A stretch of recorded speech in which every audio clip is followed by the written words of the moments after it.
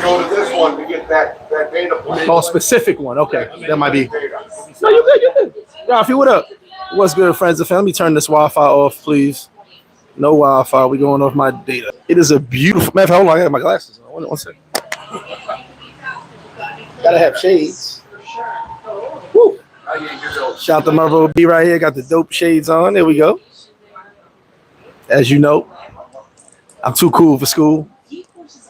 Remember that? What does that mean? Too cool for school. What did that mean? I still to this day had no idea in the 80s what that meant. I remember they said Run DMC said, "Don't be a fool, stay in school." And then somebody said, "Too cool for school." King Sam, big shout out to Queen Sam. Hold on. King Sam, I'm gonna need a photo if you were serious about what we talked about in the group yesterday of those sneakers. By the way, we are starting officially to fly up. Big shout out to Sergeant Sosua, VIP, Veterans of Paradise, John. We are starting the back to school drive this week. Sarge is getting the flyer together as we speak right now. I just spoke to Sarge. This year will be a little different. KOS Kids of Sosua, you know my movement, Paradise Life, FlipFlop Sports Bar, as well as Veterans in Paradise. As I told Sarge, I don't care who name go first. It all goes to the kids. That's what I care about. So we're doing the back to school drive, the supplies, the book bags. This year and every year going forward, we're going to add a shoe drive. A lot of you guys got old kicks, old sneakers. Bring them down, send them down. It's going to the kids. I don't care what condition they're in. I've got this Haitian dude in Montiana that refurbishes everything. So get it down here. We will have it refurbished, make it look good, and give it to a kid that needs some shoes or sneakers. And believe it or not, a lot of kids be needing the shoes and sneakers. Okay, so that's going to be part of the back to school drive. And Sam and myself, and I think Polo, I'm not 100% sure if Polo was serious or not, and maybe one or two other guys will be auctioning off, doing a sneaker auction. I'm going to go in my closet tonight and see what sneakers I'm going to auction off. We're going to auction it off. You guys can bid for these sneakers. I believe Sam has some Knicks Air Force Ones. I might pull out some Air Force Ones. I got to go through my closet. And we'll auction these off, and the money will go. He's bringing out a few pairs. The money will go to the back to school drive. Okay, so we're gonna auction off some fly sneakers, and we'll be giving away some sneakers. So to the kids though. The auction is for you guys. The money goes to the kids. So we're starting that. Like I said, I'll have a flyer, if not today, tomorrow, or Tuesday. But we're going to start that again. Every year, you guys know they go back to school the end of August, really the first week of September. So we'll get back to that again. Back to school drive starts today, goes into September, excuse me. So stay tuned for that. Don't forget Halloween. Tickets have been selling like crazy. I love you guys, man. We've been selling more rooms. Definitely got VIP available, so get with us. It's going to be dope. I know it's kind of early, but, jump in it, man. Halloween's going to be amazing. And for all you guys that already booked, shout out to y'all. It's a beautiful thing. Sidebar. So yesterday was officially 50 days left in my 77. 50 days left. As of yesterday, I am down an exact 50 pounds. I don't know how it happened. A round of applause for me. Pat on the back for me. Exactly 50 pounds down. Now, not in 27 days, no. The 50 pounds has been over about 9 months, but I'm on the on the day there's 50 days left in my run. I'm actually down an exact 50 pounds. So I don't know how that worked out, but it worked out. So 50 pounds, man. 50 pounds down from, it's been, like I said, it's been about 9 months for the 50, but 50 pounds down, a couple more to go. Let's see how it looks. Feeling great, feeling good. Let me get Vaughn Brown. What up? He said, I did chest today. HR Hard Rock is over here, but I can't get into that. That's a whole nother story, my brother. Wish them luck, though. Tyler, what up? Mo Music in the building. What's up, Mo? Shelton Collins in the building. Everybody hates D. What's good with you? Manuel Cheetah, what up? Dave, what's good, my brother? Appreciate it, Sophia. Vaughn said I had a shout out to Keela. I was fucked up. Hey. That look at catch up with your ass. Woo. I can imagine what's gonna look like on the PL tour. Don't forget the PL tour. The PL tour is going to be in August 10th to the 16th. We're going around the country. It's gonna be really dope. Got a bunch of people set up for that. Just locked in the rental. Just locked in a bunch of stuff. So it's gonna be crazy. Gary Mack, what's up with you? K Corbin, 50 pounds unreal, bro. Appreciate it. Yeah, listen, it's hard. Ugh. Definitely hard. The cardio helped. I will say that. I've got a little cocktail of sups I'm using right now, which are adding to it, but I won't get into that till I see the final results. You know, some stuff I'm trying to see if it works. Warland, what's good? Bataya in the building. Big shout out to everybody in Bataya. Big shout out to Steve-O. He's out there. I heard it's going to be hot as hell in New York. What y'all got going on over there? That's crazy. That's crazy. I heard it's hot as hell. So today's topic, man, I was going over just some things, right? So protect your energy. Where does that come from? There are a lot of things that will get in your way, and a lot of things that will distract you and deter you from living the life you want to live. It's easier said than done, but you really have to protect yourself and protect your energy. I'm gonna use myself as an example. I told you something happened the other day in the gym where dude was just kind of out of pocket, but I let it go. I was like, it's really not that serious. It was serious, but to me, it really wasn't. You know, when I took a minute to think about it, I was overreacting. But not allowing that person to mess up my energy for the day, take me off my square, as they say, allow me to focus more. You know what I'm saying? And give me one second. I got a picture from King Sam right here. Okay, so we got these right here from King Sam. Big shout out to Sam. He was the one that brought it up, and I think it's a great idea. So Sam's got one right here for the auction. I'm gonna pull my. I'll post mine tomorrow. I got the picture, Sam. We're gonna auction this off, courtesy of King Sam. I will get me a pair of sneakers out of my closet tonight for the auction as well. And where the sneaker thing come from is, I give sneakers away all the time. I've got kids like bringing me report cards. I swear to God. The rule with me is, all right, so let's get into this real quick. The rule with me is you gotta be doing good in school. You gotta be passing your classes with the best scores possible. And I have no problem helping the kid out, whatever they need, right? You know, we do the bad school, we do stuff for the kids all the time, but when it comes to personalized, especially my chick's a teacher in her school. This one kid had a pair of my sneakers I gave out a while back, just cleaning my closet out. And I had these sneakers I hadn't worn in a while, and I was like, they're just sitting here. You know, a nice pair of Jordans. They're just sitting here. And I'm like, man, I probably wore them sneakers 10 times, but how's he doing in school? She comes back. He's a great kid. He's doing good. I said, I don't care if he's a great kid. Is he doing good in school? Because being a great kid and doing good in school is two different things. Show me his grades. I said, bring that to him. That's courtesy of me. All the kids in the neighborhood, all the kids at the school, they lined up for my sneakers. They let me know he's giving those away. You know what I'm saying? So he got a pair of dope sneakers. He was happy. He's moving on to high school.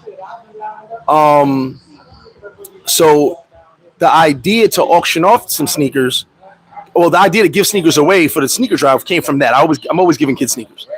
Locals in the neighborhood, you see kids with all types of nice sneakers because I clean out my closet. Every 2 pairs of sneakers I give away 3. I only got 2 feet, right? So it is what it is. So the auction that was King Sam's idea. And I said, you know what? We can auction some sneakers off, make some money to give to the kids, and you guys get a nice pair of kicks. Sam's got a picture right here. I'll take a picture of what I'm going to give away. Matter of fact, just to show you. Hold on, just to show you what I've been doing. I'm just saying, don't say that. I got a lot of sneakers. There we go. Look at the Kool-Aid joints right there. See the Kool-Aid man on there. So that's like, a dude ran up on me at a mall, a little mini mall. He goes, a strip mall. He goes, man, what are those? I said, whoa. He said, hey, man. He said, can I get your number? I need those when you don't want them no more. I said, we'll talk, brother. We'll talk. Sean Love was good. We'll be here Friday. Okay. Reggie BX in the building. Trying to donate these black Air Force. We don't need the Dominicans becoming criminals. But yeah, donate the black Air Forces. It's all good. But yeah, so back to what I was saying.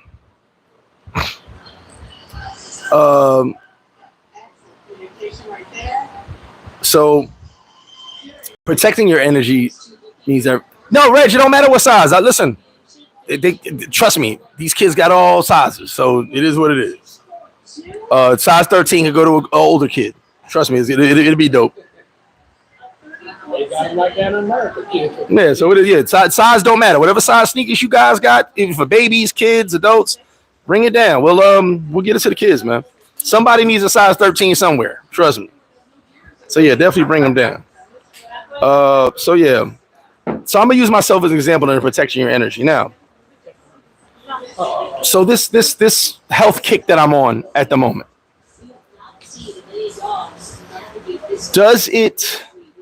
have I lost clients by being in the gym so much, by not being in the street, not drinking? Maybe. But is my health more important? Yes. My biggest thing when it comes to business is I know everybody comes, wants to hang out, kick it with me, talk. I love it. I love all you guys. But none of you know the owners of Bailey's. Well, 99% of you don't. Maybe you know the owner of Rumba, my man Rick. But when you go to a business, you're not going there for the owner, particularly sometimes. You're going there for the service and the food. I know here, yes, to a point, right? But we still got great service, great food. So at the end of the day, you know, I can compete with anybody even if I'm not here.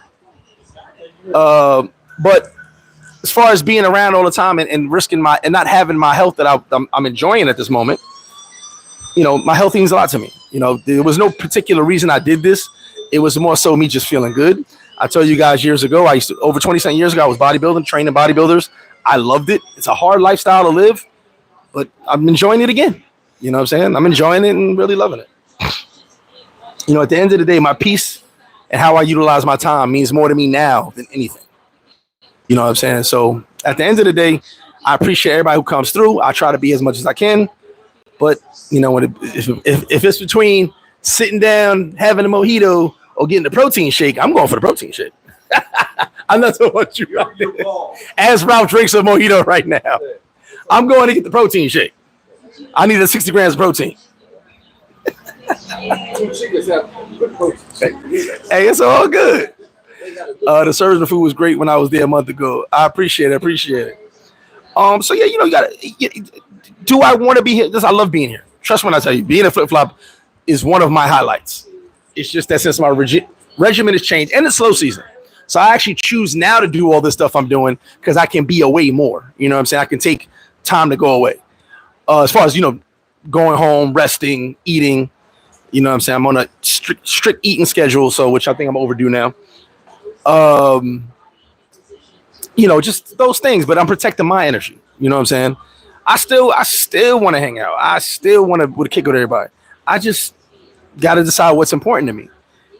What's important to me right now for the next 50 days is being in that gym 5 a.m. every morning. That's the most important thing. Getting my workout on, drinking a protein shake, going to do my cardio, getting dressed, coming to flip-flop. That's my day.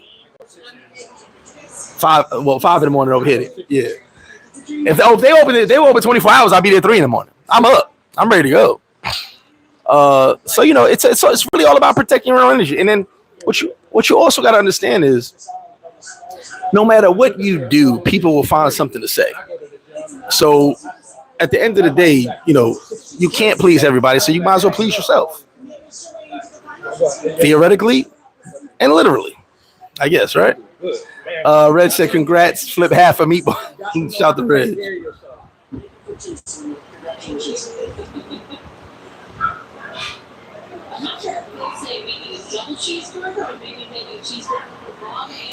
Anyway, so just protect your energy and just, you know, don't let people suck that good energy out of you. You know what I'm saying? Believe it or not, people can be vampires.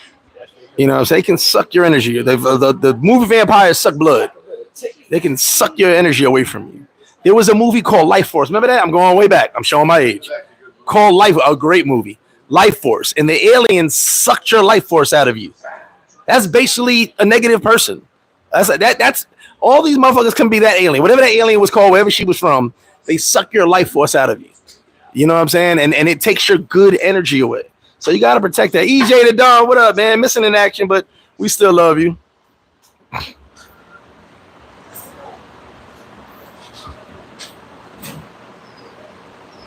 One second.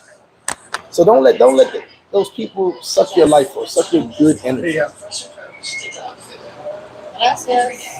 Your Domingo are deciding it's time to feed the kibble and feed their dogs Sorry. from the farmer's dog. Made by dogs. At the end of the day, you have to be in control of your energy. What's up, Blade Runner? What's good with you? And for me, protecting my energy is kind of everything. You want a female alien? Yeah, enjoy. Long as she ain't sucking my life force. HR, good question, man. I'm taking OKC because I'm going with SGA, but I want to give you guys a heads up. If Halliburton wins this chip, he'll no longer be called the overrated player. But if he loses, he'll go down as the overrated player who overachieved to the finals. I don't think he wants that. So we'll see. CAB No Limit, what's up with you? You can't keep those people around, but guess what? You have someone around you some people are quietly sucking your energy. You know what I'm saying? Quietly sucking your energy. But at the end of the day, I don't want my energy sucked. Not like that anyway. Pause. All right. And then if you say another way, okay, cool. But not that way. That's not how I want my energy taken. John did whatever he said. Flip, I'm in Sosua. I was at your restaurant eating taco. Appreciate it. Oh, definitely pull up. Marcus, what's up with you? EJ said, been recovering, never touching the hip. Yeah, first off, I sent you a long message, but put your ego to the side, brother. First off, you don't need that machine. Second, lifting too much weight is ego. Life Force 1985, Blade Runner. I just showed my age. Hell of a movie, though. Wiseman, what's up with you? No one thought it would go 7. That's the problem with this series. I think OKC let Indiana stay in too long. OKC should have been ended this, but we're going to see tonight. Tonight's the night. Ain't no ties tonight. What time is that game, Greg? 8 o'clock. And I'm sorry to tell you, I'm with the Pacers. Listen, I don't have a dog in this fight, but I'm an SGA fan. But I also know them letting Halliburton stay around this long is a problem. They did. He's the type of guy who can come through and have a 30 to 40 point night because you let him. You know what I'm saying? This right now coming up. Santiago. Santo Domingo, Santiago, Puerto, Plata are the 3 provinces. I had the series 5 games. I said sweep all 5. That's what I said. I thought it was going to go to the door. I didn't think it was going to go 7. No one thought 7. This is actually after that third one, when it was 3-2. It's just so surprising, bro, for them to let in. This team dominated the entire season. They're a 68 win team, and they let Indiana stay with them. They kept them alive. You had to be around people with great vibes and a lot of positive energy. That's 100%. Everyone should be uplifting you. Everyone, hey, CAB No Limit. I need you to put your weekly message in the chat, please. Thank you very much. If you don't mind, sir, thank you. Please and thank you. I just don't. Like I said, it was gonna be. I think it's gonna be a great game. Game 7. So this is the one. You got one game. This is basically the Super Bowl of basketball right now. Yeah, super teams I knew weren't gonna last that long. Yeah, OKC, right? Yes, OKC's at home, which is a big deal. That's a big deal. They don't hurt you. Indiana has the better coach. Thank you for saying that, Jeter. This is basically Carlisle versus OKC. To me, Carlisle's the one that beat the Knicks. And to me, Carlisle's the one that won no game. Like, his coaching won those games. Okay? He was the one that had 4 different people sticking Brunson 94 feet during one of those games where he had to come up the ball against 4 different defenders, 94 feet. So Carlisle knows what he's doing. If Carlisle can outsmart OKC in this game, that's it. Thank you, CAB. No, all good, EJ. All good. Yeah, I mean, listen, Knicks is out of it, but we'll see what happens soon. But Carlisle literally, he beat the Knicks, and I mean, he's been the one that been giving SGA problems. Nah, there'll be no. If you notice, we've had a different champ every year. What has it been? 7 straight years with different champions? 7 straight fucking years. You got it? I mean, short. But at the end of the day, you know, and it's hot, yeah. And that's the thing. OKC is very inconsistent. Very inconsistent. But for them to be so consistent throughout the season blows my mind. Since Raptors 2019. There you go. So we'll see. I'm excited. I think it's going to be a good game tonight. We'll see how it goes. We'll see how it goes tonight.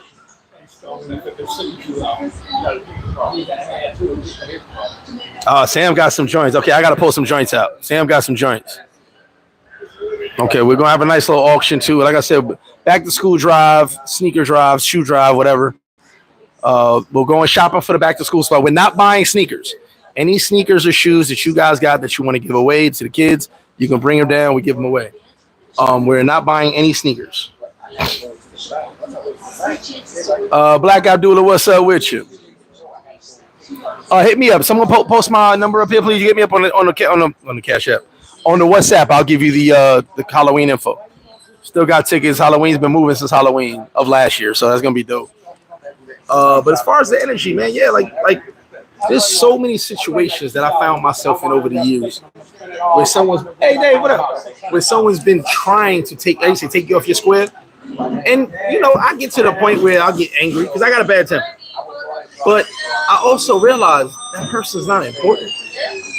You know what I'm saying? That is how many people dislike me. So how many times I'm out and someone talks to me, man, they was just talking about you over there, man. That's great. So they talk about me behind my back. They'll never talk about me to my face. They'll never come to me direct and be like, hey, this is how I feel about you. Because they feel that way behind the scenes. It's safe behind the scenes. It's not, hey, what's up, man? How you doing, bro? It's not safe in front of me to talk like that. It's safe behind the scenes. Safe place. Everybody wants a safe space. Earn money, what up with you? But I can't concern myself with that because to me, that's coward behavior. And that's behavior that I don't feel it. I don't feel a negative way about anybody. I may think somebody, there you go right there. Thank you, Sophia. Black Abdullah, hit me on that number right there. My what's that? I don't feel a way about anybody. Like I don't have any negative energy, any animosity towards anybody, any jealousy. I have none of that. I know there are people right now that can't stand every time my name's brought up, and I don't feel a way towards them. I just be like, oh well. I got people that would tell you demonic stories about me, and you come to me and ask about them. Oh, they cool. I got no negative stuff to say about them. I don't live with that type of energy, and that's been me my whole life. Let me tell y'all something. Hate is a serious thing. I'm gonna say it again. Hate is a serious thing. You got to think about the type of energy it takes to hate somebody. And I'm not talking about just hating on somebody. I'm not going to his restaurant. I don't like it. That's cool. I'm not talking about hating on. Hate. To actually hate another human being takes a lot of energy. I've done it before. I've hated. I hated someone with a passion. Then I realized that's just way too much energy. That's just way too much of me to be given to someone that I may never see again. There's just no reason for it. So to hate on someone, that's one energy, but to actually hate someone and have negative feelings towards someone, man, that's too much energy. Too much. You can do a lot of things with that energy. Let me tell you something. I got a situation where one of my kids' mothers where she just gets on my nerves as much as she can. And it's not even baby mama drama.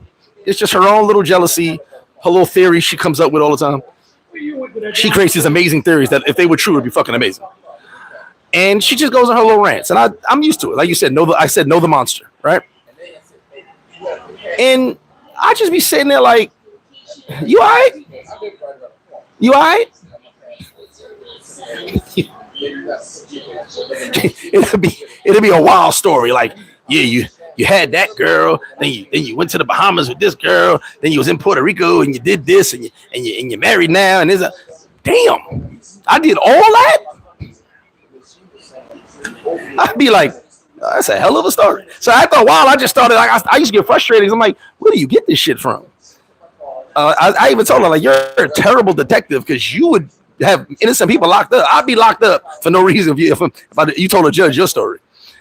And then after a while, you be like, okay, she just going with her little mood. We gonna let that slide. We gonna let her live in her own misery. And I'll see you when I see you. You know, I couldn't give my energy to someone that has all their own personal issues.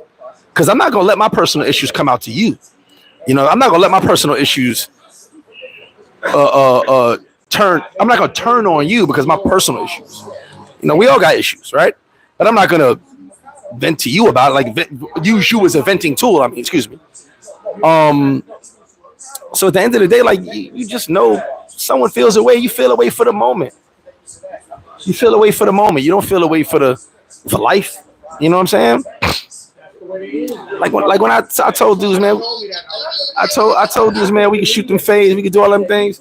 Hey, we can do them, but I don't feel no way towards you. You know what I'm saying? That's just me letting you know if you ever came with that energy, it could happen. I ain't worried. You won't see no worry on my face of another human being. I'm afraid of spiders. I ain't afraid of nothing else. If a human being looks like a spider, that's it. Hey, what's good? I'm on live right now. What's going on? If human being looks like a spider, then we got an issue.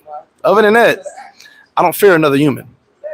Wiseman said it's been going on for over 10 years now, so it's normal for you. But here's the thing, Wiseman, that's the thing y'all don't realize. It's been going on since I was a kid. None of this is new. None of this is new. The internet is new for me as far as having to deal with people on the internet. But growing up, people couldn't stand me. You gotta understand something. I've literally been dealing with this my whole life, which is why it's not a big deal to me. You know what I'm saying? I was the kid who maybe you could say I was cool, but I was uncool, I guess, right? Remember, you cool, uncool. If your name was Michael, you was cool back in the day for some reason. Maybe Night Rider, who knows? But I didn't try to fit in with nobody. I want to do my own thing. I always been on my own thing. Yeah, it's cool to go play basketball. It's cool to play baseball. It's cool to play street football. But I wasn't a follower. I wasn't built like that. You know what I'm saying? I didn't care what those kids were over there doing. I'm gonna go do what I want to do. I'm interested in learning things, but I don't care about none of that. I'm gonna go do my thing. Like I said, everybody goes left. I want to find out why nobody's going to the right. Let me go check out what's going over there before I follow y'all. So I've dealt with that my whole life. And then I tell you, I hated being called pretty boy, but obviously I was being called pretty boy, having nice hair. You know what I'm saying? People didn't like that about me. Being in the hood and how I was, you know what I'm saying? And it just was one of them things. And then as time went on, like I said, I think if you really want to go back, I kind of got bullied a little bit, not much, but a little bit. And then I became the bully. But see, I didn't just go pick on anybody. I went and bullied the bullies. I went after the dudes that try to pick on the weak motherfuckers. And not saying, hey, what's up? Not saying my people were weak, but I ended up getting a lot of squares as friends because if I saw you getting picked on, I came to your defense. Because I wanted that dude to pick on me. And they wouldn't. You know what I'm saying? So at the end of the day, like because I knew what it felt like to get picked on, I started picking on the dudes I thought they was tough. That's all. And I got hated on even more for that. Because now I was like, oh, because I could fight. So it was like, oh, he acting like this now. Yeah. What you gonna do? You know what I'm saying? At the end of the day, I wasn't with all that. You know what I'm saying? I think everybody, you gotta understand this. Everybody's not strong. I'm gonna say it again. Everybody's not strong. There are some people that are weak, and not weak mentally, just weak physically. Yes, you have mentally weak people. That's a whole different subject. But you got some people that are weak physically, so they can't do the things to someone that's overbearing or overpowering, or someone with a big mouth that just intimidates people. They might not be able to do nothing, but they intimidate people in their mouth. You feel what I'm saying? So a weak person is going to back down quick because they don't want that problem. They don't know what that person's capable of doing or if they're capable of doing something. Hey, what's up, buddy? Yes, how you doing? You good? You good? Yeah. I'm on the live right now. I don't want to get you on the camera. Okay, not bad. So those people will feel, the bullies, I mean, will feel bigger because they know that person's weak. So they'll try to pick on that person. Oh, you got someone like me who wasn't having it. Because maybe people thought I was weak until I showed I was strong. You know what I'm saying? Vaughn said, knowing that about your background makes me realize why you're able to bring so many different kind of people in. Vaughn, that's 100%, bro. That's why I have so many different people around me. I can deal with so many different walks of life. Because of that, I don't judge nobody. Maybe a little, depends on what you do.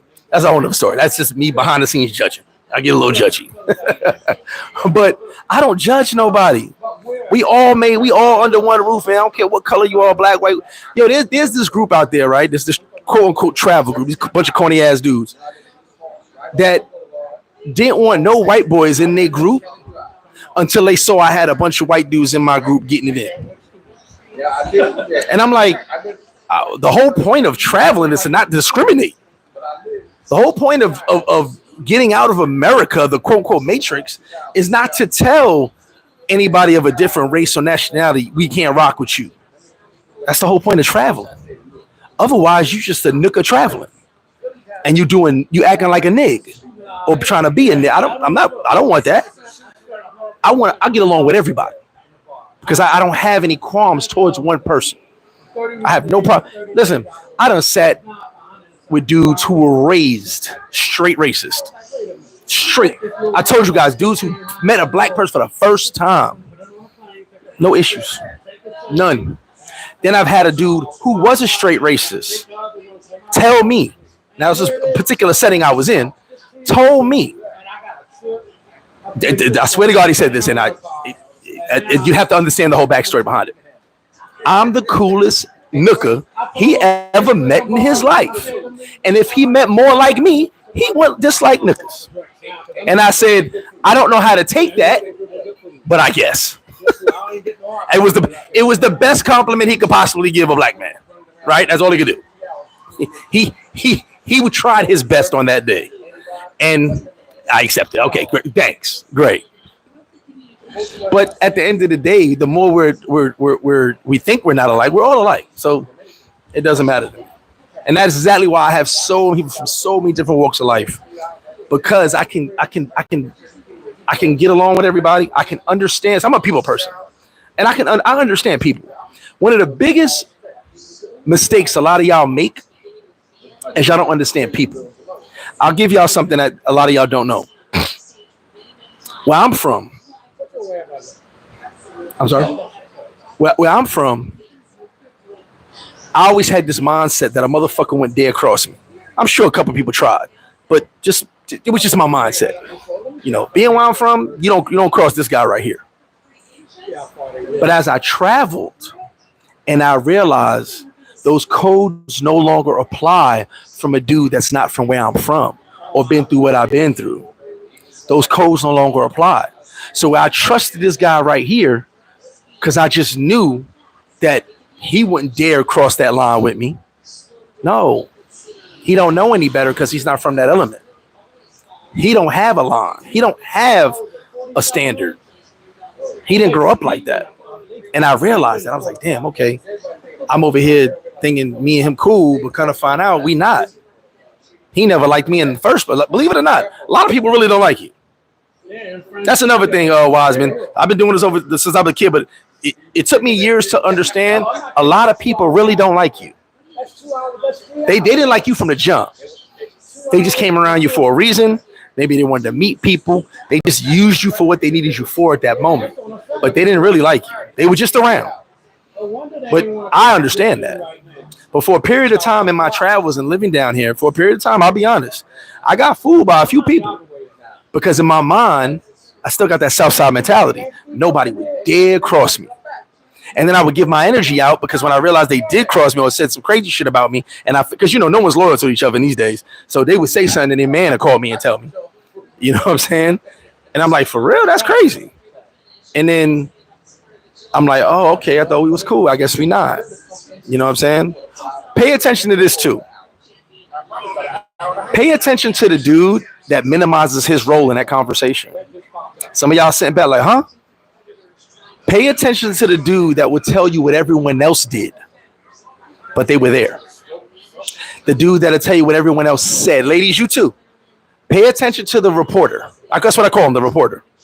The reporter or the recorder.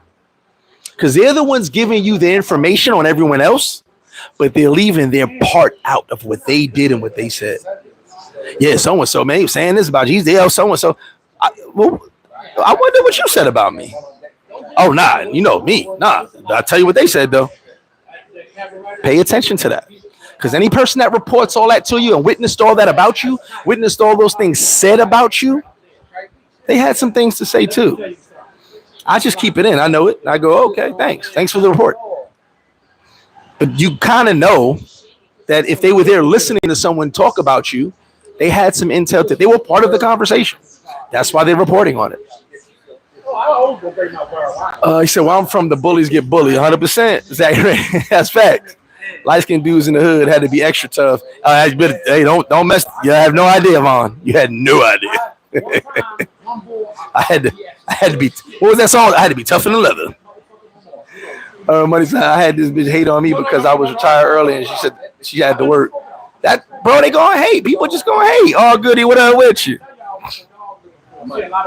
They gonna hate, man. People are going to hate, but there's just too much energy. You could be doing something. Back to what I was saying about my ex. I told her one time, you should like get a hobby because you'd be really good.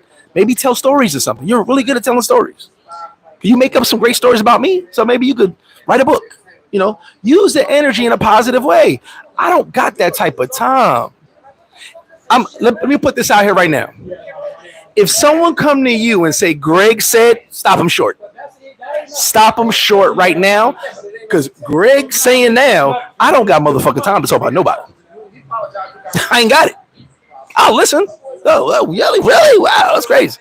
Because you know I take notes, but I ain't got time to be sitting there, man. Someone, let me tell you about someone. Nope, I ain't got it. Ain't got that type of time. Shut up. I ain't got that type of time. Past my lunchtime, so I gotta eat. Steve-O in the building. What's up? Queens NY says there's no real average price, bro. The prices vary. Could be from 300, could be to 900. Geronimo said 1,000% facts. It's real. Said people ask why I'm Captain Solo because you don't, bro. It be the people you least expect. And don't tell me about family because we know family don't mean shit sometimes. I can tell you right now, to this very day, my cousins, two of them, not only two, excuse me, the ones who are gone forever, they were closer to me than anybody. We were at blood. But I found dudes who I only knew for 5 to 10 years that I was close, just like I was close to them. We were like brothers. We were all boys. None of us had I have no actual blood brothers. My brother, I say, my brother's not my blood brother. Rest in peace. So we were all boys and had nothing but sisters, but we were all blood cousins. So we kind of were like brothers to each other. You know what I'm saying? So our bond was a little bit different. But besides that, and then the one cousin, we disowned him a long time ago. He's like my cousin. One of my cousins is like an actor on Tubi now, which is weird as fuck. But hey, shout out to him. He's a Tubi actor. I haven't watched a Tubi movie yet, but he's on Tubi. Crypto G, what's up with you? So at the end of the day, like you could get closer to someone that you just met than the people you've known your whole life. I told you guys. Your day ones are fake friends. And I don't mean fake meaning they're phony. Meaning your day ones, the people you grew up with, you had no choice. If you're giving a choice, they probably wouldn't be your friend. You probably wouldn't be their friend. You were in the mud together. Wherever you're from, you're silver spoon together, the mud, wherever you were from. You had no choice but to be with your day ones.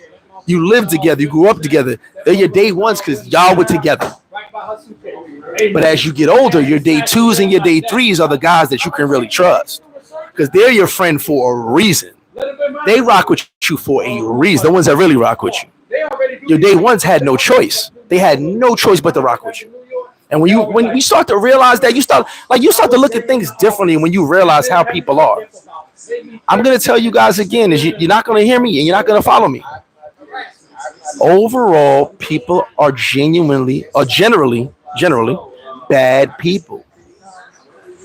Humans are generally bad people. We just could be fucked up when we want to. So when you weed that out and you see that, okay, someone can be good and someone can be genuine, and you find that person and y'all rock out, cool. I've had situations where I've had friendships that came in between other friendships that led to maybe us being a little distant, but we still friends because that one or two people we had to push to the side. But it's like, you don't got to choose who your friend is. You want to be rock with them, rock with me. I don't feel the way. Respect, loyalty goes a long way, and most people do not have you 100%. I met your cousin, the actor here in ATL. Did you really? That's crazy. At the end. Yeah, what's going on? Hey, I'm Jason's sister. Jason. Jay Brooks. I don't know how to but he just told me to say hello. Got you. I'm going to be from the live room. What's your name, by the way? Chris. Nice to meet you. Yeah. You a hard man to find, Greg. Oh, no, I've been in here about 3 times. I had graduation and stuff, so I've been running around. Yeah, thank you. Hi. Sean, did you really meet my cousin? I'm curious about that.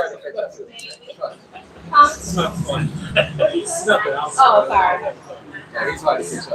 This is my first time in here. How long you staying in Sosua? Tomorrow. Oh, okay. Well, just let me go find me some business. Have a good one, brother. Right, you got friends that don't even know you got it. Oh, no, that's all. Love, just shit. I've been. You probably know about 20 takes. Oh, Jay. Yeah, Jay. That's your brother? Yeah. Tell him I said, he's not here, right? He's not here. Okay, yeah. He came here too. I was here 2 years ago with my dad, my brother, everything was there. I think he was here then. Oh, okay. What you saying, this is Sue? Yeah. Oh, shit, that's definitely what's up. You family then. Yeah. You family, sis. That's what, all right, okay. Had to come in here and say hello. It's like, hey, drink it. Oh, it's okay. I'm good for now, but thank you. Hey, she turned down alcohol. We can't hang turn down alcohol. I'm joking. Okay. No, my other cousin be down here too. So Okay, well, you tell Jay I said with her. That's my dude right there. I will. You know, there's another Coco, Casa de Coco, not this one. The other one closed. Is there It was a small one all the way down the strip. Yeah, that closed. Okay, that was like 5 close to the water. No, it was in the back street. No, that's the main one right here. Other one was a little small one. That closed. Okay. Do you know if there's any other good brunch places? You got if you're looking for on the water, what's that restaurant, Playa, Alicia? Waterfront. Waterfront. Okay. Yeah, check out water. That's right there on the water. That's probably the best. Mango tropical is awesome too. That's what you turn me Mango, on to. chocolate. What you talking about? The steak place? Yeah. Are they open this early? They didn't open this early. Oh, this for later. We just trying to find something. Well, the steak place is right here, but not on the water. That opens about 1. You know the main, got close to the main strip. Okay. Off the end of that. Just follow the sign, Playa Alicia. Waterfront is right there. It's a restaurant right there. Thank you. Hey, you have a good one. Nice meeting you, Chris. Yeah. Oh, it's all good. It is. People run up. It is what it is. That's my man J. That's J. My friend, that's J. Morg's sister. That's dope. Big shout out to J. Morg. Nice. It messed me up because I was like, I ain't my bad. First thing I was ain't my baby. I was like, nah, I'm joking, y'all. Shout out to J. Morg. That wasn't the first thing I was. I was just like, who that? You gotta remember when people say my name, I'll be like, nah, that's J. Morg's sister, man. Great dude. Like I said, that J. Morg people is. Oh, Sean Love, I need to hear that story, bro. Yeah. He's been drinking since 10. Fox in the building. Big shout out to the Linden Bullies. Vaughn said, I haven't seen great cheese like that ever. Oh, she look good, but I wasn't cheesy because I was just confused of who it was. But she J. Morg's sister. That's dope. Yeah, J. Morg. Big shout out to J. Morg. She showed, because I'm like, but she showed me the video. That's my dude right there. Tony Hernandez, what up? So, where was I? I'm sorry. Where was I at in the story? It's my bad. I lost my train of thought. But I'm definitely interested in that, Sean. 100% interested in that. At the end of the day, you know, once you realize that people are out for themselves, why do you think I give you that line about being happy? In order to be happy, you must be selfish, right? Because people will out selfish you for their happiness. You just don't peep it. You just don't peep it. There's that line, that meme that goes, no one's coming to save you. Listen, I live by that. I actually take, even if I help someone, the first line I give them is no one's coming to save you. Even if I'm going to help you, I'll say no one's coming to save you. So what you gonna do? What is your plan? Oh, you don't have one. You just thought you don't. I know you don't have a plan. You were just gonna come tell me your problems and hope it's solved. Mira, I got it. What time is it? I'm past my meal time. Ahorita. I don't know what I want to eat. Mira, mero la plancha, por favor. No, saying no is not. Saying no is not. Sometimes you gotta say no. Saying no is a good thing, and it protects your energy. I've used that word again. Protect your energy, because saying yes can actually hurt you. I'm gonna tell you guys something. There's 61 in this chat right now. I purposely didn't post this live. I want to see how many people came in that actually got the notification from my channel. How many of you said yes at your own detriment? No, solo, nada. How many of you said yes at your own detriment? Mira, un poco de papa frita. I forgot. I'm doing no carbs at night starting today. How many of you have said yes at your own detriment? Now, you said yes to somebody, and you know it was going to hurt you in some type of way. You know it's going to set you back a little bit, but you figured, I want to help this person. And then when you later on, the 50 chance, you regretted it. Because either that person didn't appreciate what you did for them, or they acted like it was nothing, or it hurt you so much that you wish you didn't do it. And that's Blade Runner as you get older. And like I said, guys, I'll be 47 this year. This comes with a lot of experience. Now, by the way, I know there's people older than me. I'm not the youngest. I used to be the youngest around, not the youngest anymore. I've lived more before I turned 20 years old than most people live in their whole life.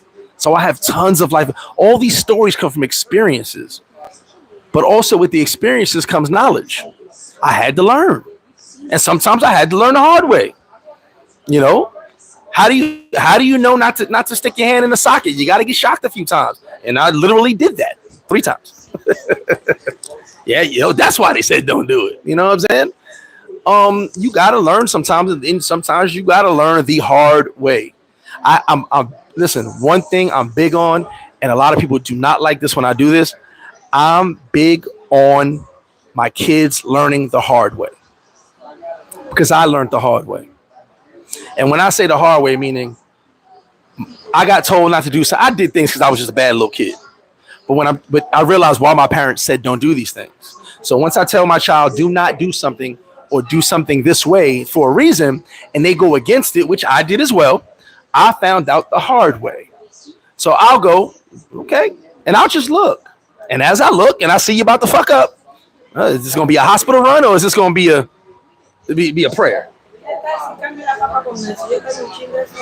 Por favor. Okra. I take a look. It's going to be a hospital run or a prayer. Like, what are we going to do? That's all I need to know. Hospital or prayer? And can we pray about this? We're going to be all right. Sometimes the kid got to learn the hard way too. I had to. It hurts, but you got to learn. Well, that's why they said don't do that. Skyrider, what up? Genocide. Geronimo said too many times. KR, what up? It said genocide. Said I've said yes a lot of times and regretted it. Yeah, and that's the thing. And you realize, oh, I shouldn't have fucking said yes. Only mom and dad get the yes for me.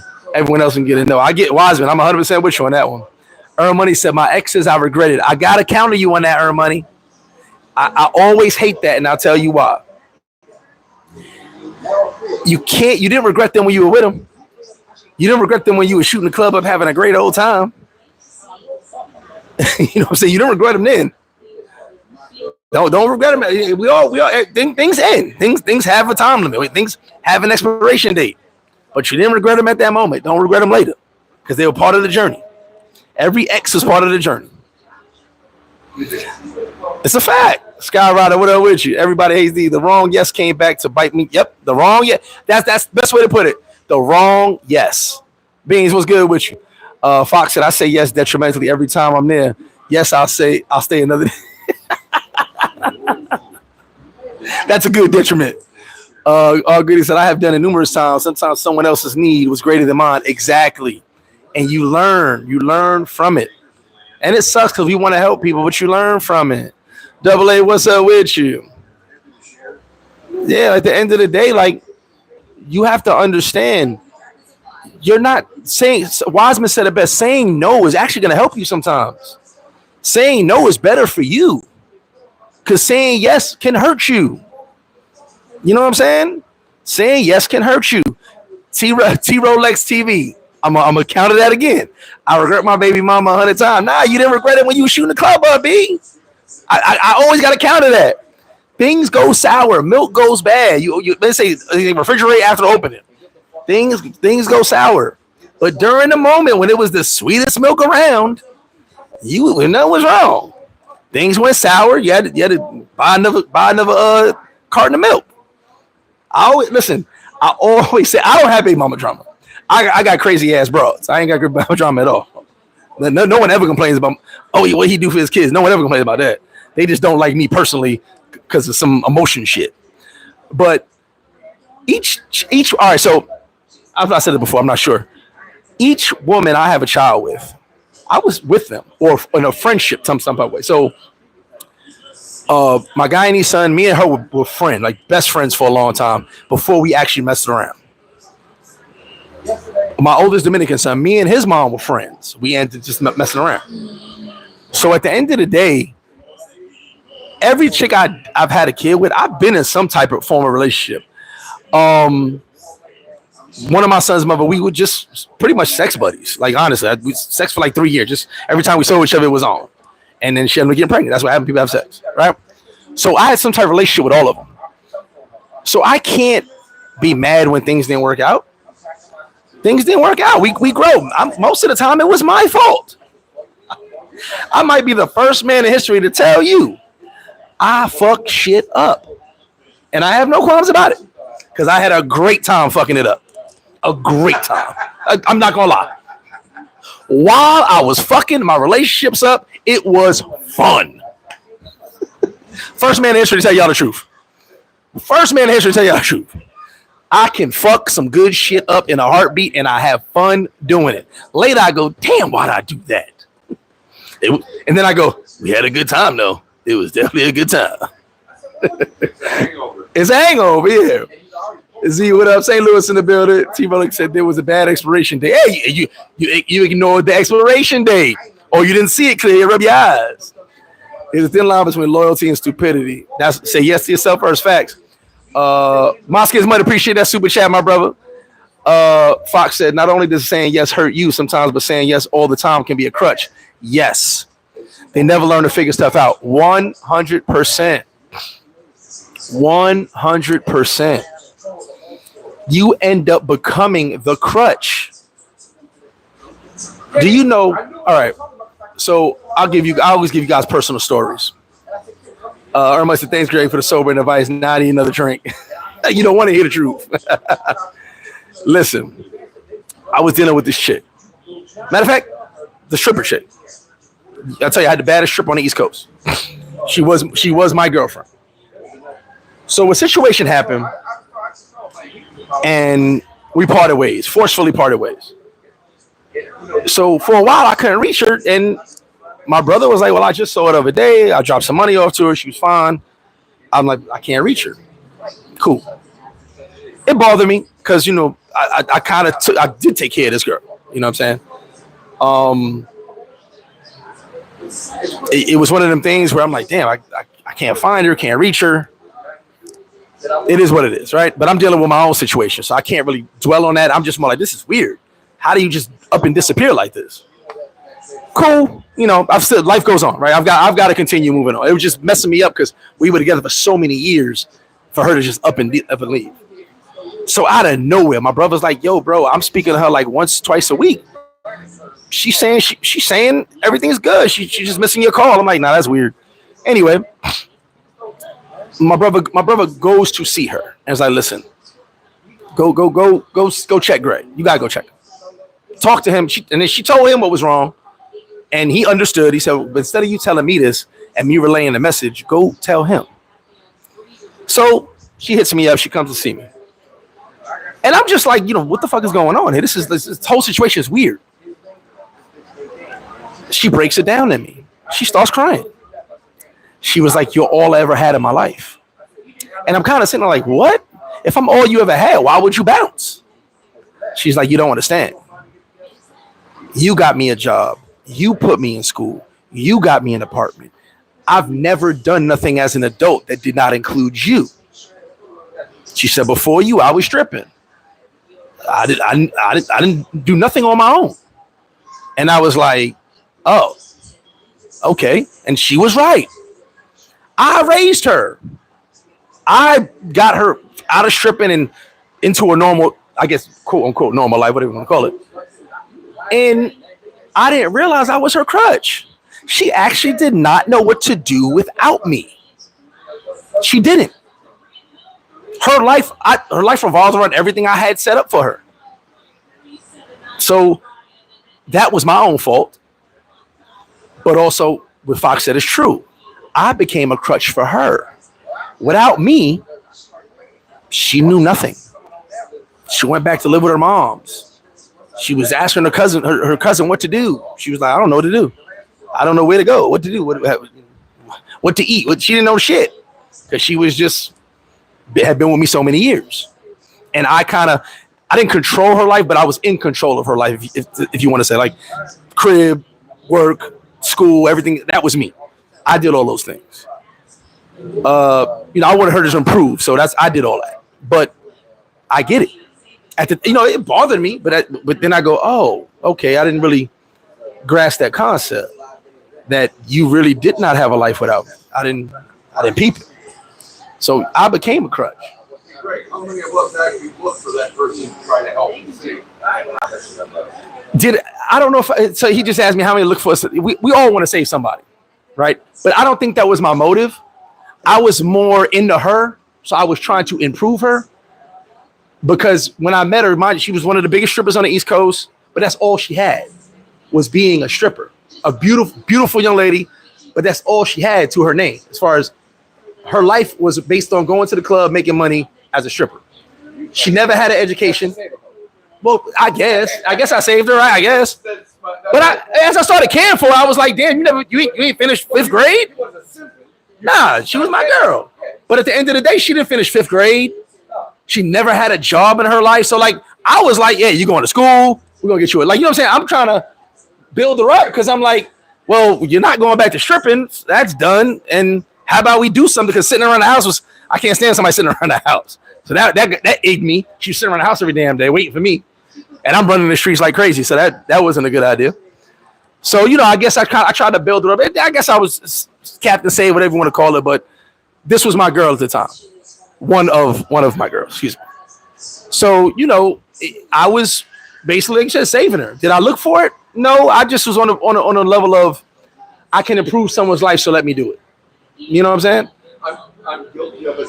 I mean, a lot of us are guilty of it. I didn't say 1,000. And I don't want to be with no bum. You know what I'm saying? Because then she's a reflection of me. Her beauty meant nothing to me after a while. Yeah, she's beautiful, but there's a lot of beautiful women, and they got things. They got jobs. They got you had all this beauty and did nothing with it until you got with me. So all that beauty did nothing for you in your life. You dig what I'm saying?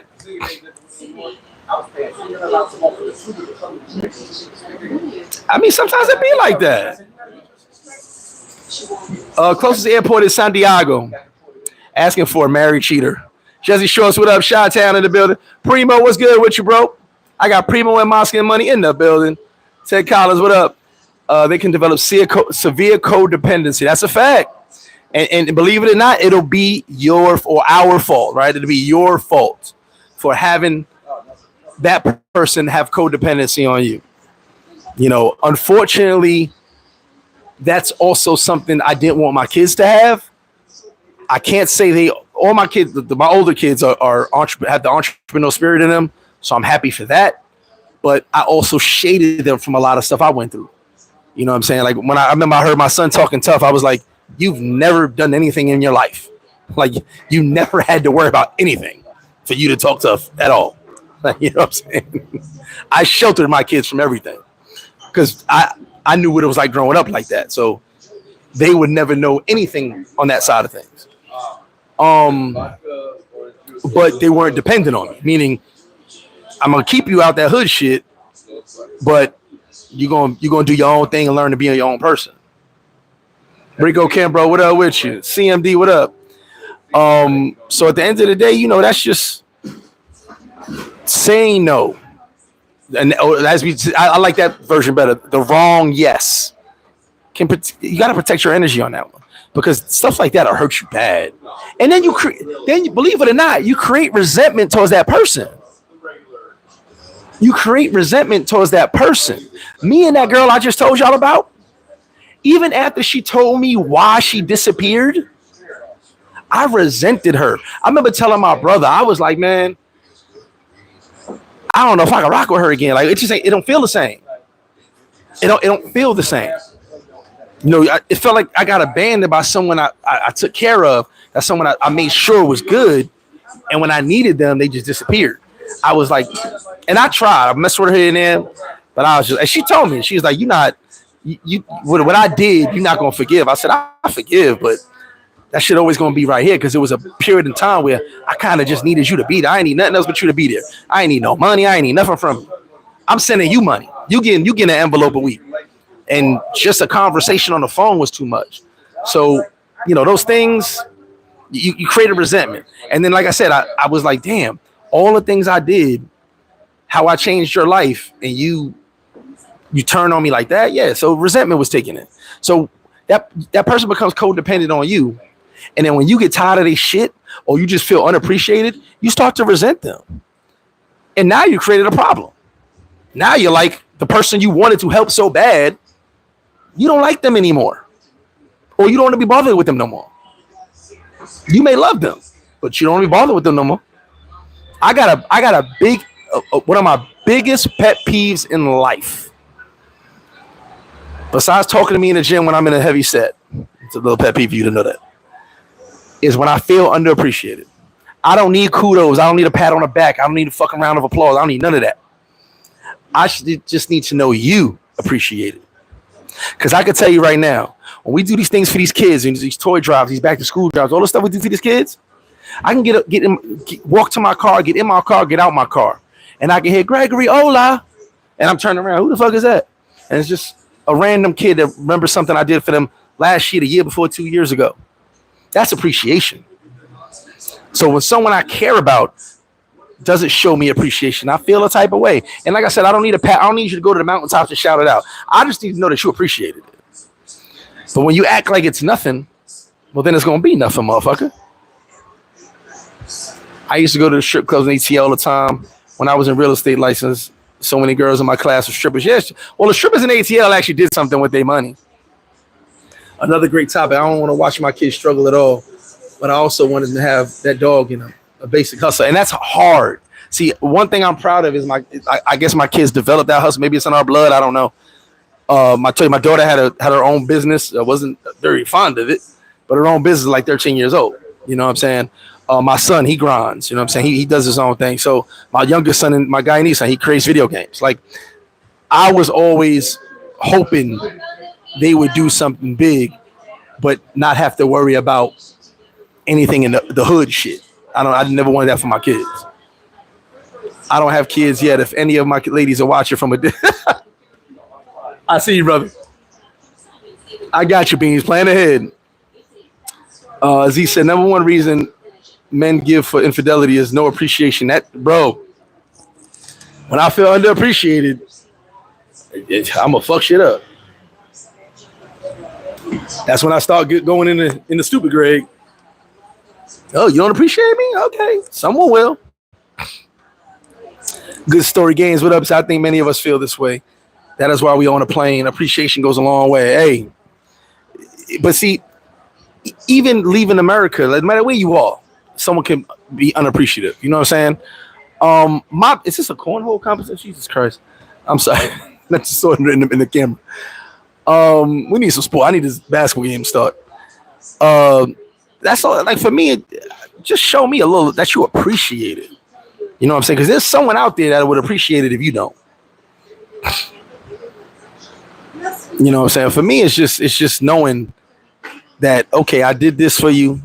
You appreciate it. I'm content. We don't need to talk about it ever again. No appreciation equal cheat energy. Oh, that's why I cheat so much. I'm going to hell.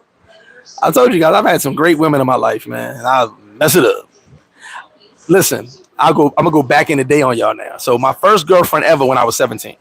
First actual girlfriend. I was just fucking chicks left and right. I was a hoe.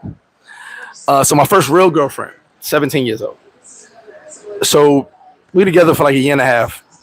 Actually together. We break up. Kind of break up. There's like a mini breakup, but we still seeing each other. You know what I mean? And she's got this dude she's seeing. Some dude, he hated my guts, but he's basically her taxi, driving her around and shit. And I'm like, whatever. So I met this girl in the Bronx. Like I traveled the whole 5 boroughs. I met this girl in the Bronx, kicking it with her. And she come to the crib. We get like beautiful young lady. I mean, out of this world. And we kick it a lot, but she knows about my ex. Because matter of fact, so I had, remember the home phones? I had a home phone. This is wild. So if you were in my crib, you could answer my phone. I didn't care. I had no secrets. I was open book. My girl, when me and my ex were together, she would answer the phone all the time. This girl's in my crib. I go to the bathroom. I will answer the phone. Not realizing that my ex is, why would my ex be calling me? She has my cell number. Weird. She called the crib to see if I was home. I tell Shorty answer the phone. Shorty answered the phone. I hear a little bit of an argument going on, and I go, the fuck? So I go back to the room, and she's like, yo, you got a girl? I was like, who that? So she said, who's? And I go, that's my ex, but what's going on? So I hear her I could hear through the phone, she's laughing her ass off. So I grabbed her phone, I'm like, yo, what's up? She go, who that bitch? I go, yo, what's up, man? What you mean? What's going on? She's like, well, I was coming by, but I see you busy. I said, all right, cool. She hangs up. So now Shorty's tight. She's like, hey, you know, I really like you. This and that. Put her right here. I was like, I like you too, but you know, it's a situation. It's my ex. What you want to do? Well, she's upset. She goes back to the Bronx, comes to see me 2 days later. Now, in the meantime, of course, I see my ex, right? So, and I'm gonna get to the comments in a second. So what happened was, old girl from the Bronx gave me an ultimatum, which you can't give me ultimatums, but it was a dope ultimatum nonetheless. She said, listen, I want to be with you. Need to get rid of her. She's like, that girl talked to me with so much confidence, like she's still with you. Now, mind you, like I said, we were still kind of messing around, just unofficially not together. I said, yeah, but you know, I'm single right now. Like I'm kind of, you know, I'm chilling. Like I like your time, your company, but you know, I'm just kind of not ready for all that. She's like, listen, you the second guy I've been with in my life. I want to be with you. I really care about you. Da, da, da. She's like, get rid of that girl. It'll be me and you. She said, if I got to move to Queens to be with you, I'll move to Queens to be with you. I was like, damn, who the Queens to be with me? She's a nurse. She's actually about to be a nurse. And I'm like, damn, okay. So we still messed around. I thought about it, but my ex kept popping up. That's what they do. They pop up. And even though I knew me and my ex really weren't going to get back together, that's a whole nother story. Some crazy shit happened with that one. I did not take that girl up on the opportunity. She basically was like, I want to be with you. We ain't gonna talk no marriage right now because it's early in the game. But if I was to get pregnant, I won't be mad. Like I really like you. Da, da, da. And I had no kids at that time. Sounded good. Shorty was really digging me. I know she was serious. Everything was real official. I be fucking up. I'm a professional at fucking up. And I want to say 3 weeks later, to the day that she told me that, she would come by once a week, kick with me. I go to the Bronx, see her. And we probably saw each other 2-3 times a week. If she came to see me, I went to the Bronx. So 3 weeks to the day, she actually gave me a full 21 days. I swear to God. She's okay, I need my answer. Now, mind you, we're messing around the whole time. She goes, I need my answer. She never brought it up again until that day.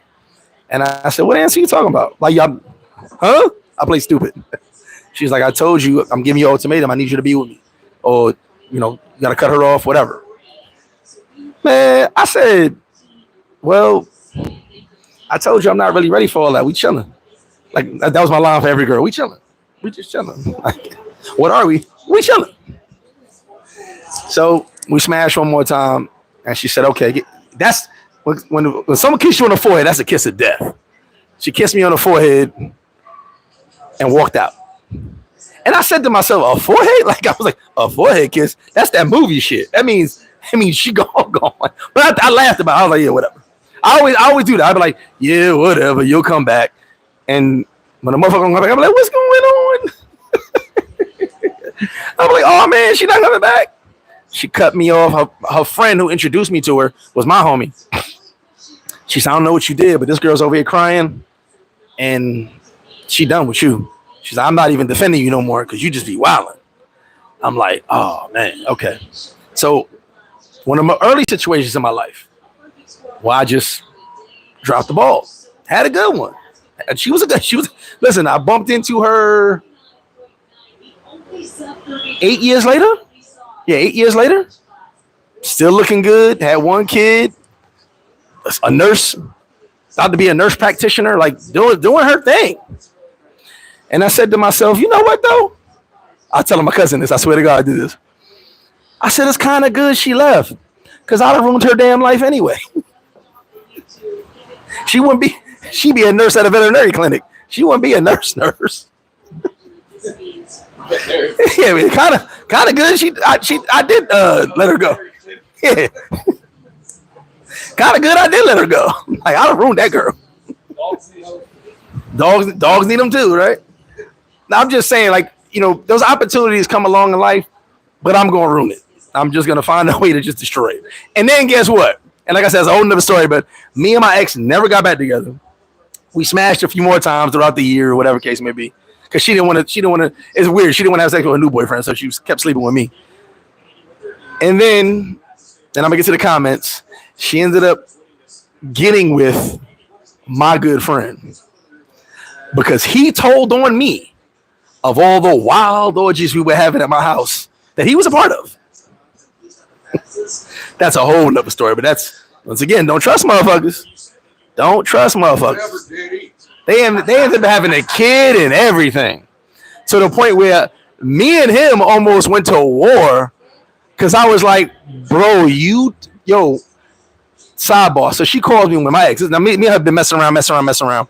But now I'm the youngest with my own crib. Remember, I got my own crib for years. So every now and then I had girls over, wild out, smoke, drink, have a good time. So he's hanging with me. He's my boy. One day she calls me, and it's me, my cousin, and my man. And the only person that's missing from the orgies is him. We always had girls over wilding out, bring girls from Brooklyn to Bronx, Staten Island, wherever. We just having fun. And she goes, oh, so you got no girls over tonight? I was like, man, what you talking about? I'm chilling. I tell you, I'm chilling was my word. She goes, I know about them girls I had over the night before. She goes, she named the girls. And I said, the fuck? So I hang the phone up. I look around the room. And I go, yo, how did she just tell me what we did the other night? So my cousin's like, yo, real quick, who's not here? Guess who's not here? And I said, nah, but how could he tell her and he was smashing the chicks too? Like, that don't make no sense. Sure enough, it was him.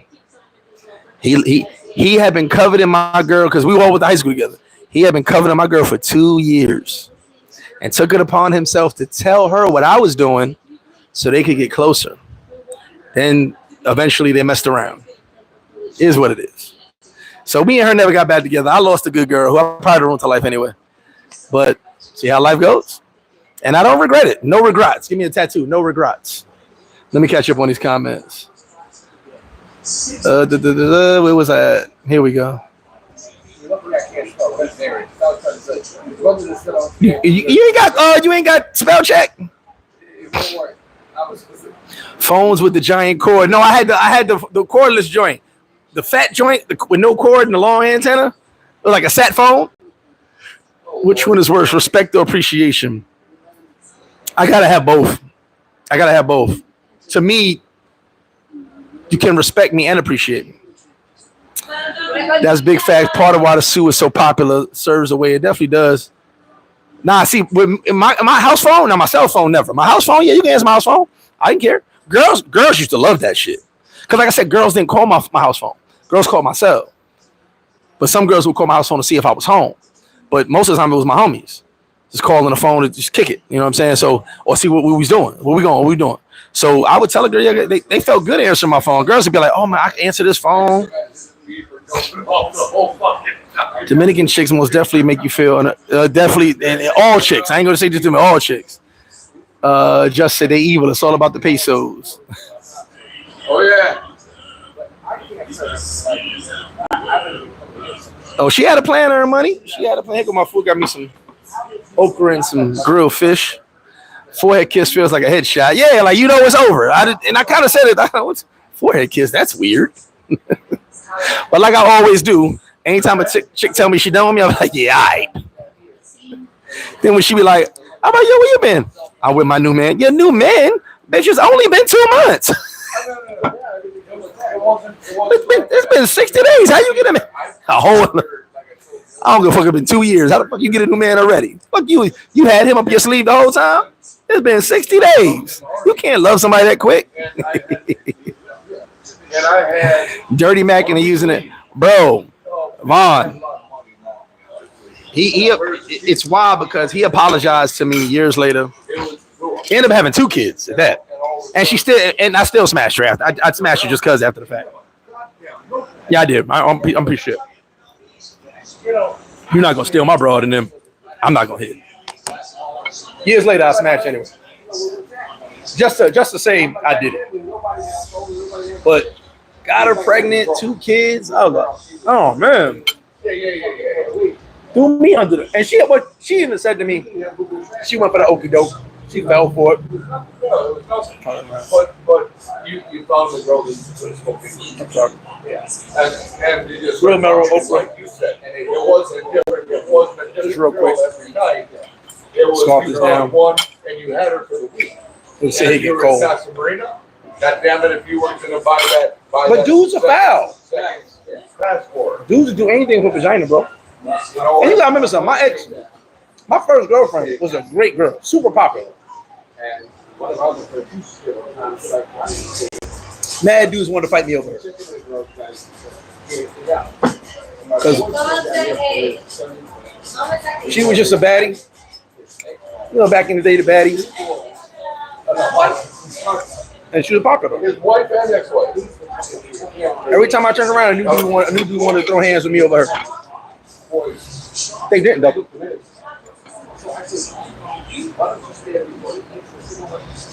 Me and her got together. It was weird.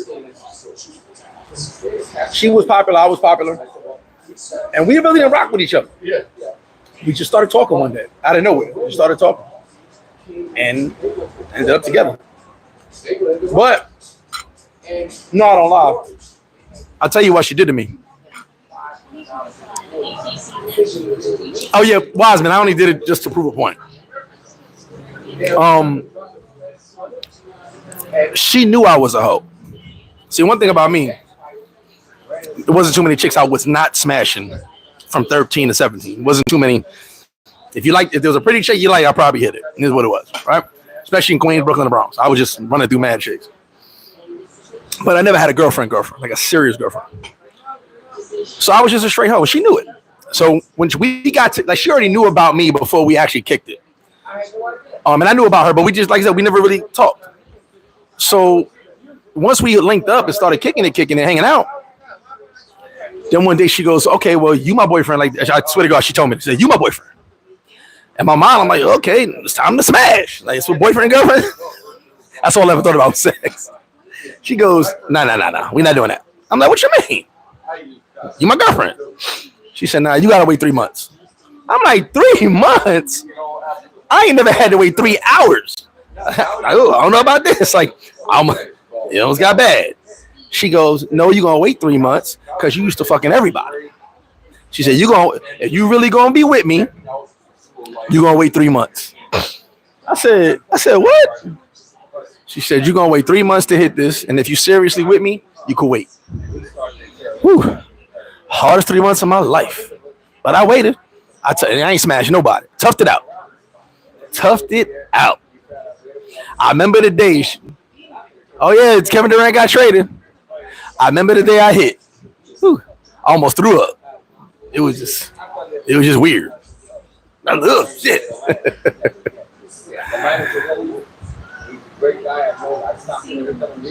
No PL trips for me in March. Well, this is what we in. You mean next year? Oh yeah, we're gonna have something planned.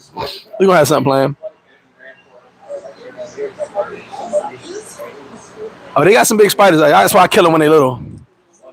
That's an interesting trade. I knew the Knicks wasn't going for them. Yeah, so the first time in my life I had to wait for sex. It was weird. I did it though. It was worth it. Well, like Craig says all the time. Well, We'll come down here and you're like, that ain't gonna happen.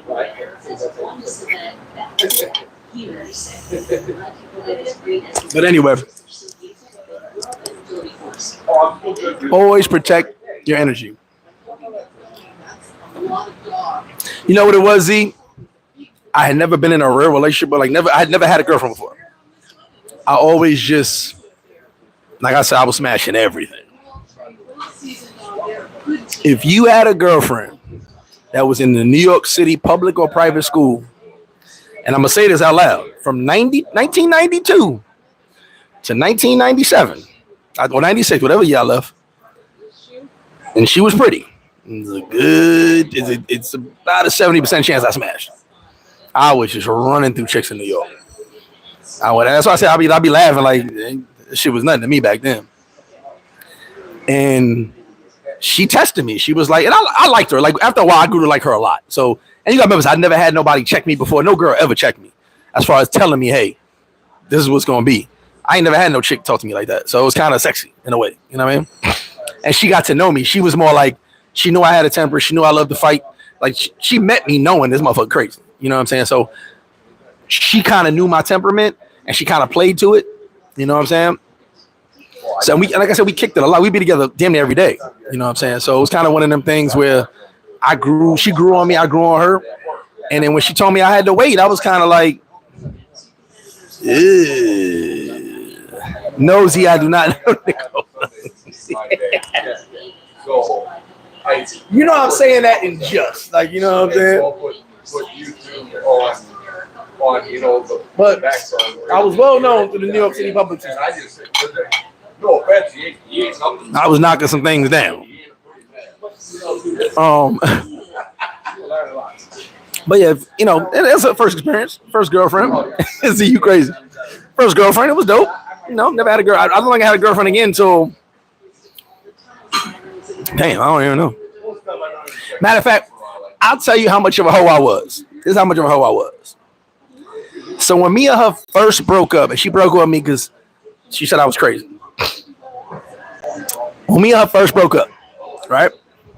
So my cousin, who I was always with all the time, who I kind of put to the side a little bit because now I'm in a relationship, I'm trying to chill, I'm trying to slow down. When we broke up, my cousin called me. He goes, yo. Now, mind you, when we broke up, the news got around NYC fast as hell. It was weird. People was like, yo, gee, I heard y'all broke up. I said, how the fuck did you hear? Now, there's no social media, none of that. Why the fuck did you hear we broke up? Damn. Like, the word got out. The whole world was happy. So he called me. He go, yo, you want to go to Mount Vernon? I'm like, I ain't doing shit. I think the first 2 weeks of me and her breaking up, like, actually broke up. We didn't see each other like a week or 2 weeks, something like that. I think I smashed like 2 to 3 chicks a day. I was just on go mode. Excuse me, making up for lost time. I'm young. Back then, all I cared was about like sex, football, money, in that order. Like sex, football, money. Like I was gonna get money, but sex and football was like my thing. That's all I cared about. So, you know, it was fun. But I learned a lot too. Born said Brazil all day. And it kind of does depend on what you go for, but yeah, I say Brazil. I said, did you smash any? Bro, I got stabbed once and almost stabbed twice by Puerto Ricans. Are you crazy? Puerto Ricans, I'm the one that said it. Puerto Ricans are crazy. Puerto Rican will stab you and tell you she loves you. I love you, Papi. But you hurt me. A Puerto Rican girl is the only girl ever to punch me in my face. A Puerto Rican girl punched me dead in my face. And then asked me, did I want ice? And then put the ice on my eye. Put the ice on my eye. I swear to God. Papi, I'm sorry. You know I get crazy. I love you. Huh? Puerto Rican girl confused the shit out of you. You love me, but you just stabbed me 3 times. Well, Papi, I was going to stab you a 4th, but I love you too much. They're exciting, though. Puerto Rican girls are exciting. It's just, you might live, you might die.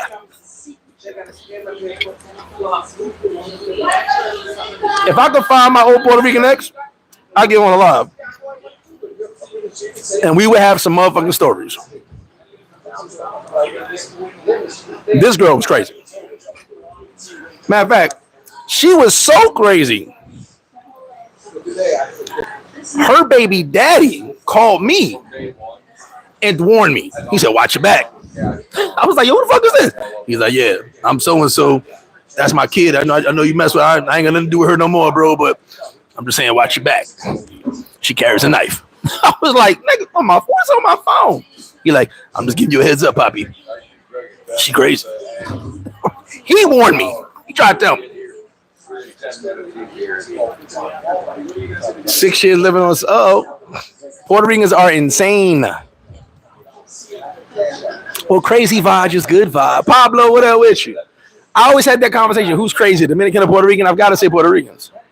Dominican never actually tried to kill me. Puerto Rican too have. They tried to kill me. And with love. With love. That's the hard part, right? They tried to kill you. They tried to kill me with love. Te amo, papi, but you must die. Like, wait, what? Why I gotta die? Because I love you so much. I'm the only guy. I gotta find that girl. I've never been told I love you with a bloody blade. I love you so much that you just stabbed me. Yeah, I've never gotten that close to Brazilian as far as that close. And then, all right, I guess every woman's crazy in a type of way, and I guess different cultures a little different. I say Puerto Ricans are craziest, but also my intimidation never worked on a Puerto Rican chick. Like that intimidation factor. I've never had a Puerto Rican chick back down from been like, fuck you gonna do? Like, I swear to God, Puerto Rican chick's the only one that didn't get scared. Then be like, oh, you slow down. Not like, mother, then they be like, what? Demon Papi. Like, wait, I got a gun. You not scared? No. They the only one that don't get, like, I could be like, sit your ass down. Chick get intimidated. Puerto Rican don't get intimidated. They ready for war.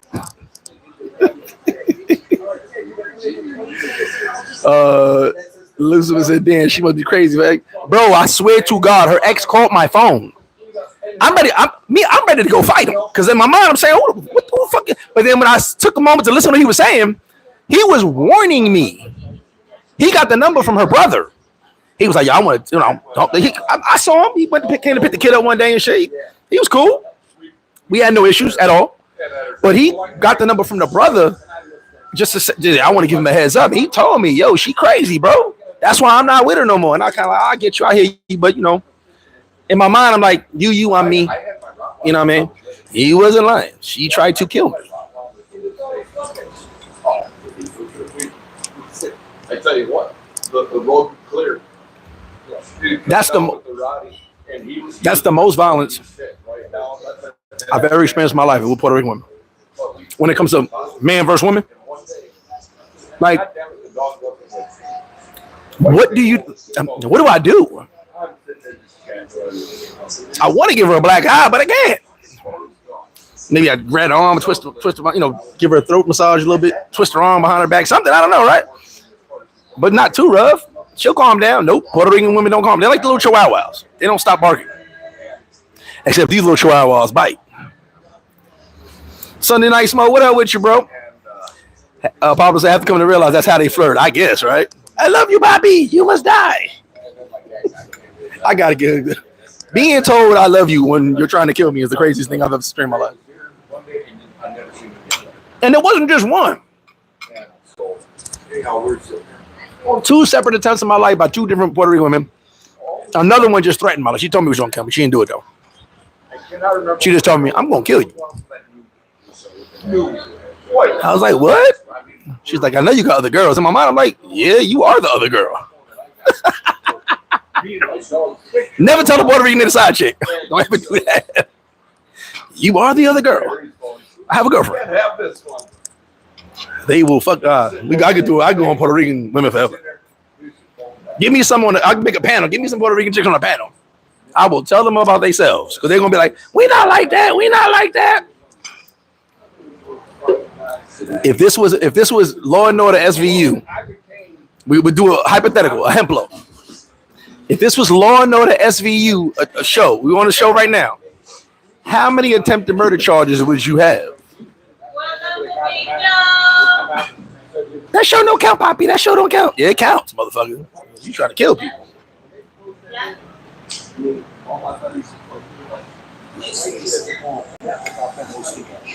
I love okra. My Jamaican chicks were all cool. They were just bullies. They like to be bullies. Goddamn it, we take turns getting bottles, and then she walks down the street. There you go. So nice. Well, hey, I love you. With the Jason Jason music in the back, bitch. Oh, love my Puerto Rican women. I had some great times. For all the attempted murders, I had great times. They just entered the chat. First time me and this one smashed, she threatened me before we smashed. Said she would kill me if I cheated. Yeah, listen, Puerto Ricans give you the best threats. They got their legs open. I'll kill you if you cheat. No, I'm never gonna. Of course, I'm alive at the moment. No, I'm never gonna cheat. Your legs is right there. Yeah, no, I'll never cheat, baby. Of course, I'm gonna lie. Good times, though. Good times. One of my best friends down here, one of my very best friends. I think my only turn off with Puerto Ricans, not all, but many, was their disdain for Dominicans. I didn't like that. I actually had that my last Puerto Rican girlfriend. Her disdain for Dominican, her family's disdain for Dominicans was wild. I didn't like that very much. The only thing I didn't like, other than that, the family was cool, everybody was cool. They put up with me. You know what I'm saying? They just really didn't like Dominicans.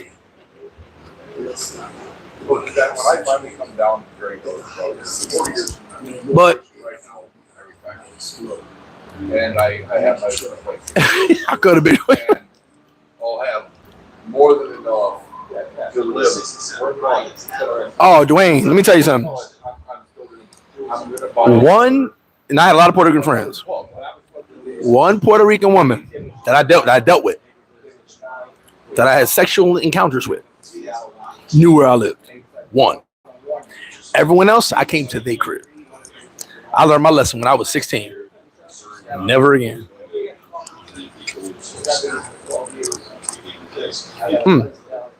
Keisha from Brooklyn. I'm going to tell her right now. I'm telling her now. Keisha from Brooklyn. Bed-Stuy. Sat behind a light pole at my mother's crib. I'm coming to the crib and shit. Matter of fact, I don't even live there. I don't even live there. So she's stalking out the crib. Wait, I just happened to be coming by the crib. I hear psst, psst. I go, who the fuck is that? Is that the light pole hissing at me? I couldn't see nobody. I just saw a light pole. She goes, Greg. I go, the fucking light pole knows, because you couldn't see nobody. I'm like, the fucking light pole knows my name. What the fuck? Am I high? What is going on? I go, Keisha, what you doing behind that light pole? And what are you doing here? You don't live over here. She's like, I've been looking for you. I'm like, look at me, what? Here I go. Go home. I missed you. I was like, I could miss you too if you wasn't here looking crazy. And I'm like, you on drugs? I just miss you so much. I was like, okay, I might be in Brooklyn this week. She's like, no, I think I need to see you now. Excuse me? So me, mind you, I'm a kid, so I could run. So I started to go on mom's crib. I was like, F that. I had my man Carl around like 2 blocks away. I'm out. I jet and Keisha gave chase. So she was too close for me to get in the car. So I just said, F it, I dipped. Hopped the dollar van, took off. Figuring it's the time of night it was, she just couldn't chase me. Bro, she followed me. Somehow followed me. Now I only lived about 10 minutes away. Found my crib. Banging on the door. I'm like, bitch, I got neighbors. How'd you find the crib? Like, my crib was easy to find. She's like, I told you I miss you. I'm like, oh my God. Bring the shit. Of course, I bring her in because she's making a scene outside the crib. Bring her in the crib. I gave in. Yes, we had wild, passionate sex, of course. But then she does let me ask you a question. This is going to go bad. I'm like, what? You know when he goes, I got to ask you a question. She's like, do you care about me? I'm like, of course. Knowing I probably didn't. But I was like, of course. No. But I think you should go back to Brooklyn, though, because, I like you. I think you're prettier in Brooklyn. I don't know where that line came from. I think you're prettier in Brooklyn. It took me 5 hours to get her out of my house. 5. I had people come by. She would tell her you I gotta go. She was an emergency. She did not care. She I'll wait here for you. 5 hours. How you doing? Keisha was a crazy bitch.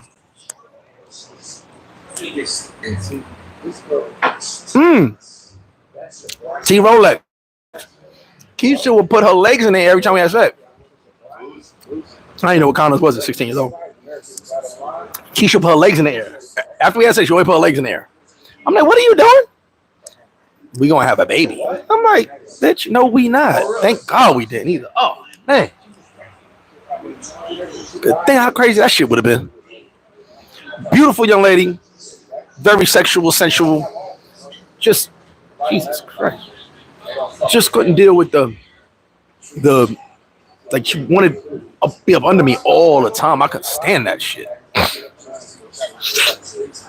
It's a cultural thing, bro. It's a cultural thing. Dominicans, Puerto Ricans just look down on a lot of people. Now, like I said, not all. Yeah, I guess it's kind of gang like. Yeah, I guess that's true too. Like I said, not all Puerto Ricans feel this way, but a majority that I've been around do feel that way. You know what I'm saying? Well, one I dealt with went to get me some McDonald's in my car. Why does this bitch make a copy of my apartment key? Oh my God. Yeah, I go crazy. Running through the streets. I was running through the streets. No, you don't even know. I am not proud of it. I was, my ding-a-ling was everywhere. As I got older, I was like, Jesus Christ, we did all that. Like me and my cousin be talking. I'd be like, we smashed that many chicks? Yes, we did. Yes, don't let me go to Jersey. Or oh God, when I went to Philly, we just wild out. Like it was just, I don't know. It was just, I had a way with chicks, so it was just me just getting buns. Like, you did not want to be the fourth and the fifth wheel. If me and my cousin, if it was me and my cousin, and there was other dudes with us, and it wasn't about that, like, didn't know how to talk to chicks, you kind of, like, dudes would be around, but you'd be sitting in the back, chilling, watching us either smash or waiting outside. We smashing because we was going for the gusto. There was no, can I get your number? Maybe I'll call you later. It was like, hey, I ain't gonna be here too long. What you want to do? I was trying to smash. Like I tell you, back then I was trying to smash everything, and I didn't have to talk about sex. It was more like, what's up? And we just got to it.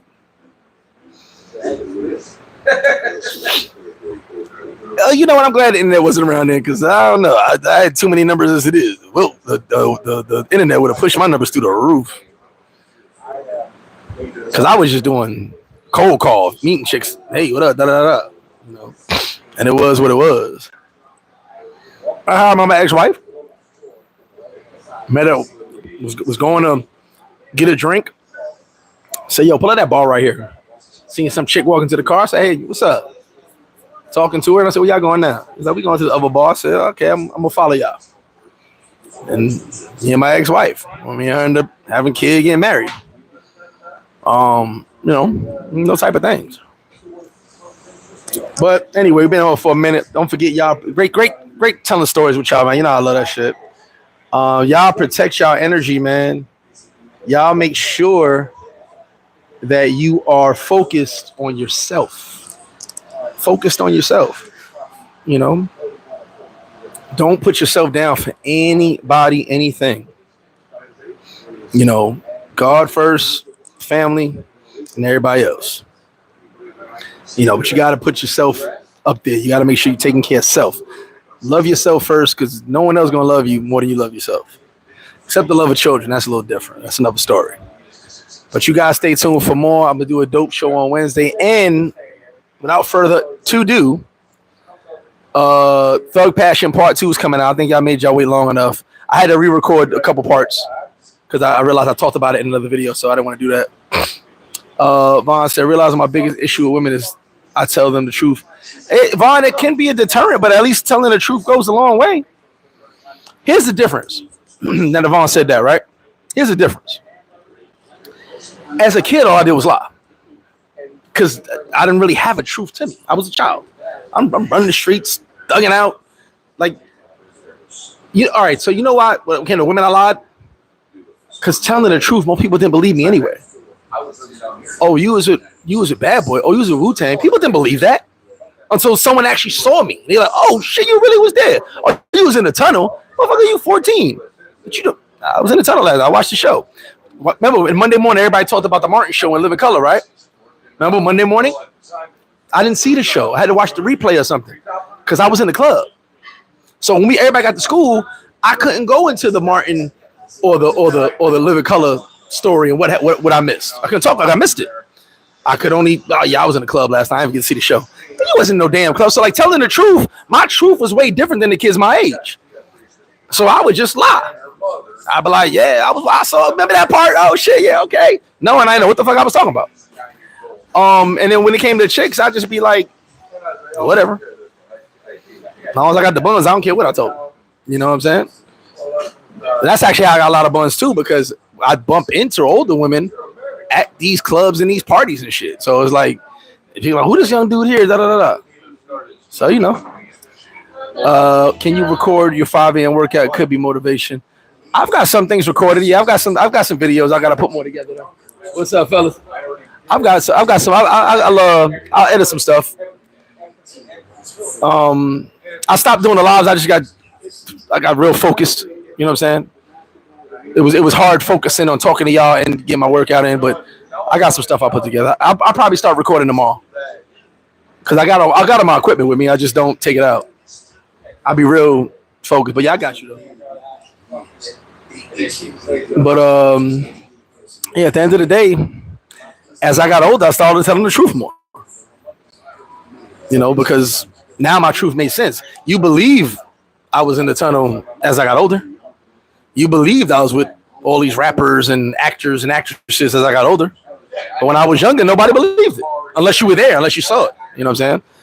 Or someone's brother was happened to be in this party and saw me there. Like, yo, I saw your classmate in this party. What the fuck was he doing there? You know what I'm saying? So, as I got older, I realized, hey, the truth actually sounds great. And telling a woman the truth is even better because now you can't say I lied to you. Get me? I just saw this comment. Hold on. T. Russ, you need to touch on backstabbing friends next time. We can make that next Sunday service, and that's a long lie because I got some backstabbing motherfuckers. But I don't let it faze me though, man. Like I said, they ain't take my energy. But y'all stay tuned for more MrFlipFlop. I'm gonna get out of here. It's been almost 2 hours. I'm enjoying my Sunday. You enjoy yours. Get ready for Game 7 tonight. The sound will be on here at the bar.